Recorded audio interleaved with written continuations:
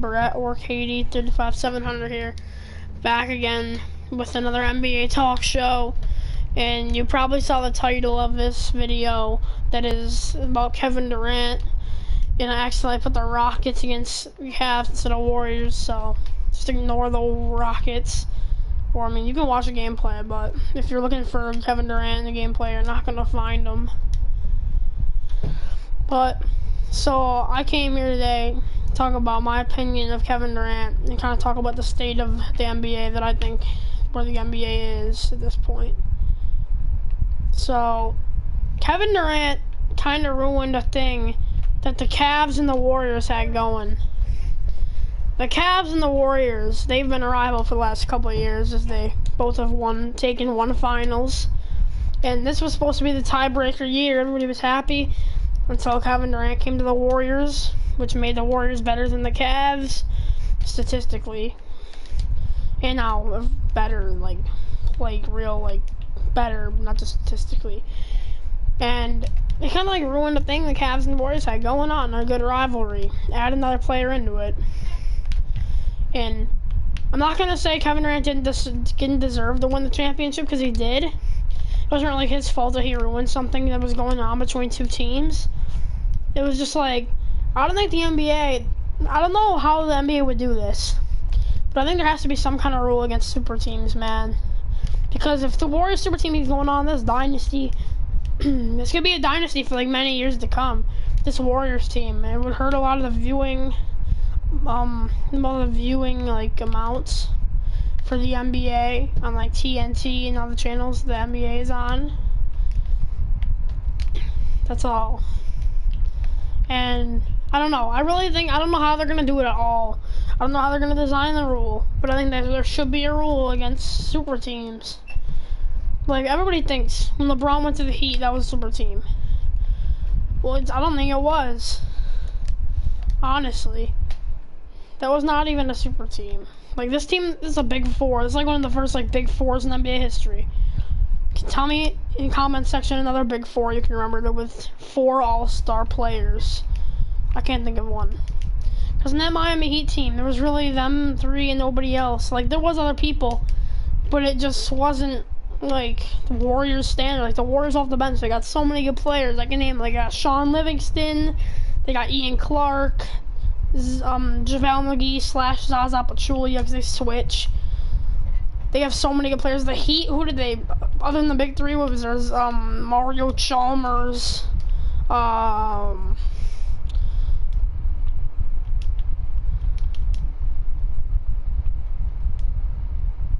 honestly don't recall. That's the thing. You would remember these players if they were very good players. Hold on, I'm gonna turn this off real quick. Seriously, you would remember if they were very good players. That's why I can only think of Mario Chalmers, the Shane Battier I remember. But yeah, Ray Allen. Oh yeah, Ray Allen. That's all. The Warriors, they got, to name a couple more, Kevon Looney. They had, Andre Iguodala, a starting caliber player. That's how they have their team, and I think it's truly unfair to the rest of the NBA. I mean, the Warriors can be good, but not this good. I honestly I hope there's something the NBA can do about it, but I don't know. I'm just in disbelief that they're doing this. I know the finals was it took 2 weeks ago. I'm still in disbelief that this kind of super team was formed. I remember the exact day of when Kevin Durant signed with the Warriors. I was just casually playing my park on 2K, and I go to game chat because the other people are in game chat, and they just said Kevin Durant got signed by the Warriors. And I was no way. After that game, I went down, turned on ESPN. Sure enough, he was. I was in complete disbelief for those 5-10 minutes I was sitting there talking to those guys. How would it... I still can't believe it. A year later, I still don't believe it. And now, I know this part wasn't the title I'm about to talk about, but let's talk about the state of the NBA. I kind of already started talking about it with the super team kind of thing. here's the thing, like, going back to the super team thing. They're not just like a bunch of scorers. They have like everything covered with those 4 players. Durant and Curry bring the offense. Well, Curry and Clay and Durant bring all the offense. Then they got Draymond Green for the defense. Iguodala's an elite defender too, who they have coming off the bench. It's their 6-man, good playing time. And then another good player, not part of the Big 4, but JaVale McGee, a very athletic center, can get rebounds. Zaza Pachulia, he's decent. It's not like he's bad. He's made fun of. He's not even that bad. He doesn't need to score. He gets rebounds. What do you get? Like 1.5 blocks, I think, a game. Yeah, and the Warriors. And I don't think the other teams in the NBA that are playing like bad strategy. Like, I honestly, sorry about this, but I can't remember the team that did it on draft night. Some team gave draft rights to somebody, to the Warriors. Like, why do you want to just help them? I don't know if it helps your team or nothing, but you trade them to another team to help your team. Don't help out the best team in the league, and like that's gonna be a dynasty for like 5 years to come. Don't you want to fight against that? Like, I don't get to front offices of these other teams. I don't. Truly doesn't make any sense. Like, it's just logic. And then going back to the money part, like the NBA ratings are going down with super teams. Like, let's say even like ticket sales to a game. Like, let's say somebody's favorite team is the Brooklyn Nets, and the Warriors are coming to town to face the Nets. Are you really gonna go to a Nets game to watch them get killed?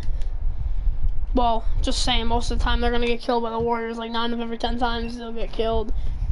Are really just gonna waste a bunch of money to go to that? And that shows why ticket sales could be down. And I think I'm not trying to say here like every team should be equal. No, that'd be a horrible NBA if every single team was equal. No, there's gonna be good teams, there's gonna be bad teams, but I don't think there should be any like super teams, like teams that like go 15-1 in the playoffs. There's gonna be other teams that can contend. There should be like a good amount of good teams and a good amount of bad teams, and some teams that are in the middle. And like, I know the Warriors.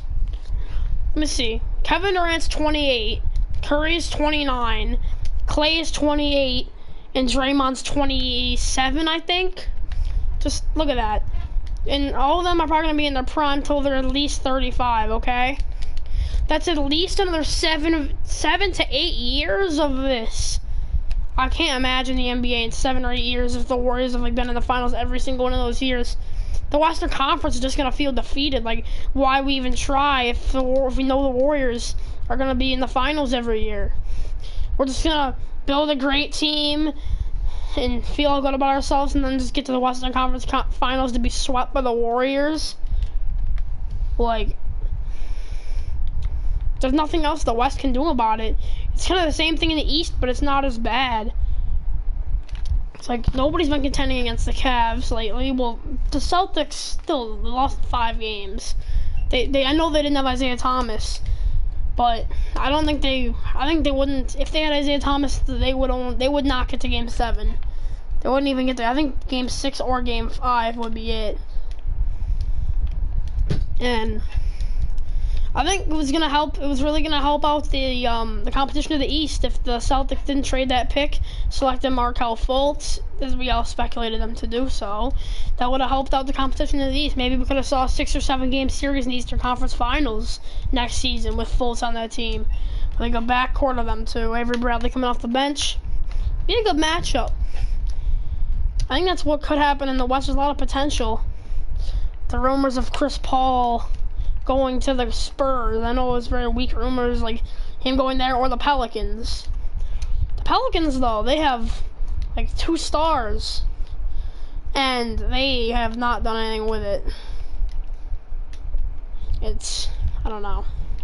The state of the Western Conference is just bad. They have so many good teams, but they have one team above everybody else, and it's clear to everybody that watches basketball who that team is. And I don't know what the NBA is gonna do about it. I just waiting to see.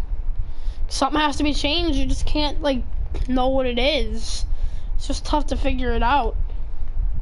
I wish I could see what was gonna happen. Like, you know, it's impossible, obviously, but you know.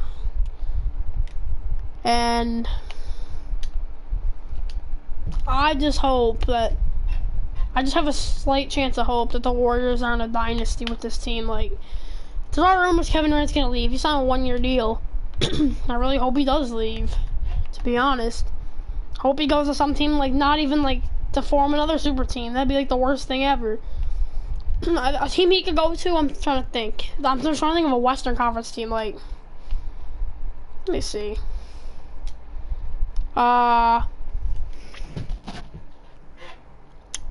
He could.